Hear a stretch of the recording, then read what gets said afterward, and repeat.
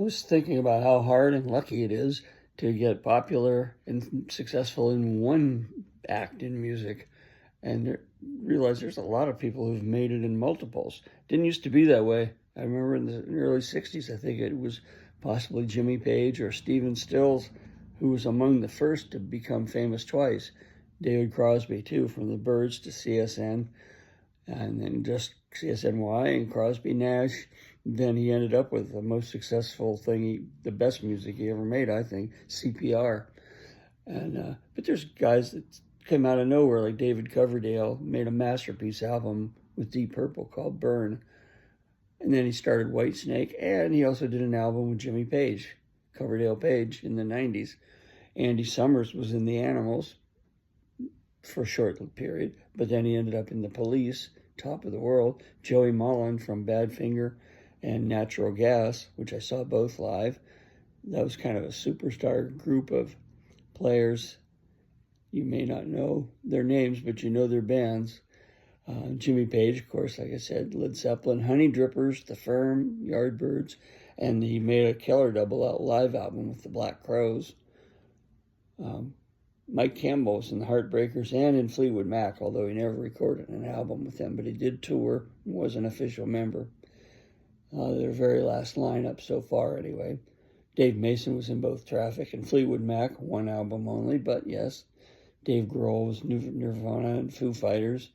Different instruments, that's kind of fun.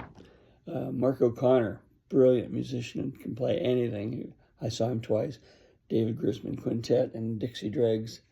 Jerry Shirley, he was a drummer in Humble Pie, and he was also in Natural Gas with Joey Mullen. Jeff Downs, not that familiar of a household name, but he was in the Buggles, Yes, and Asia. Asia was the biggest selling band in 1982. Jeff Lynne was in The Move, ELO, Traveling Wilburys. George Harrison, you hear him? Yeah, he was in the Beatles and the Traveling Wilburys. Patrick Moraz, he played on my favorite Yes album, and he then joined the Moody Blues for 10 or 15 years. Speaking of Moody's, Denny Lane came from there and went to Wings. That's two very successful acts.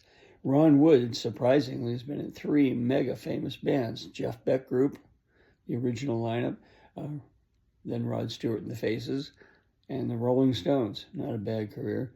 Richie Furay, very famous from Buffalo Springfield, also started Poco and had a temporary band with Souther Hillman Furay. Steve Winwood was in Spencer Davis Group, Traffic, Blind Faith. There was a Japanese band called Go. He was in with Al Di Meola and this guy Stomu Yamashita.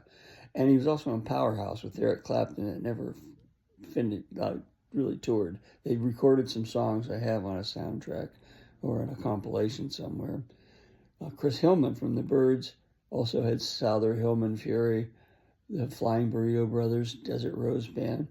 Clapton's been probably the record holder. Yardbirds, Blues Breakers, Cream, Blind Faith, Delaney and Bonnie, Derek and the Dominoes, Powerhouse, and he was in a band called the Roosters before he got famous.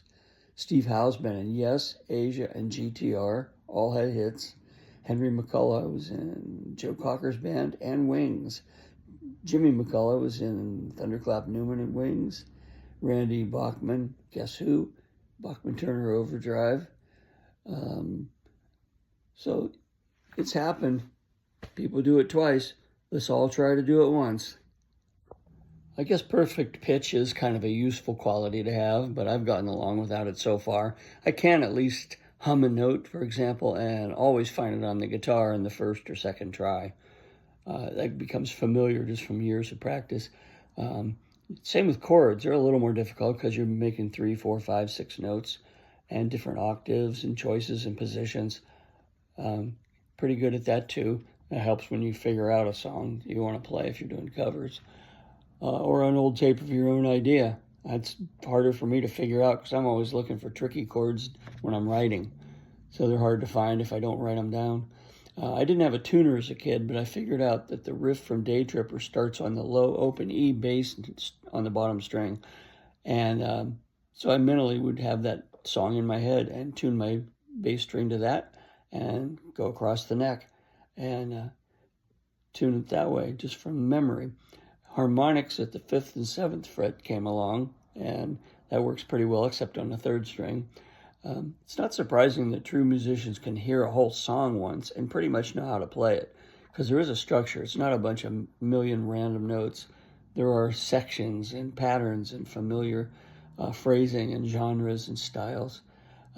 Even I can hear like a random chord and figure out what comes next in a way. You can parallel with octaves, and it's funny though, with color, you don't need to consult a color wheel or Home Depot paint swatch to know if your wall's blue, beige, red, purple, or green. You just know it. How come sonically we don't instantly recognize C or B7th or D minor or G7th like an audio palette? It is more difficult. Everything's a note. Some people, not musicians, don't know this, but a train whistle, somebody tapping their finger on a table, the hum of a refrigerator motor, microwave turning, an alarm clock, a woodpecker on a tree, an idling truck engine. Car horns are tuned to 2 separate notes, usually out of F, and they can have a 3rd dissonant note to get your attention. That note in the triad, the chord, it's either F and A or F, and sometimes F sharp gets the attention. And so they do, trucks, buses, and trains vary, but cars are almost always in F. So I don't know what that tells you, except that's a hard chord to play on guitar when you first start. The end. Sonic palette.